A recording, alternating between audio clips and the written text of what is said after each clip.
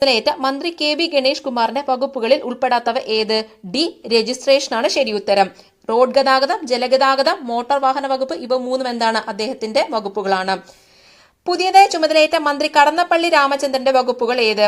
ഉത്തരം option D. മുകളിൽ പറഞ്ഞവയെല്ലാമാണ്. Museum, പുരാവസ്തു രജിസ്ട്രേഷൻ ഇവ മൂന്നും എന്താണ്? അദ്ദേഹത്തിന്റെ വകുപ്പുകളാണ്. ഇന്ത്യൻ മെഡിക്കൽ അസോസിയേഷന്റെ പ്രസിഡന്റായി ചുമതലയേറ്റ മലയാളി ആരാണ്? Option A. Doctor R.V. അശോകനാണ്. Fourth question. അടുത്തിടെ ഇൻട്രാ ഡിസ്ട്രിക്ട് ഹെലികോപ്റ്റർ സർവീസ് ആരംഭിച്ച സംസ്ഥാനം ഏതാണ്? ഉത്തർപ്രദേശ്.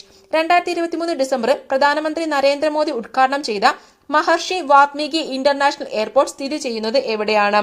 അയോധ്യ. രാജ്യാന്തര ക്രിക്കറ്റിൽ ആദ്യമായി 7 വ്യത്യസ്ത കലണ്ടർ വർഷങ്ങളിൽ 2000 റൺസിന് മുകളിൽ സ്കോർ ചെയ്യുന്ന താരം? ബി. വിരാട് കോഹ്ലി.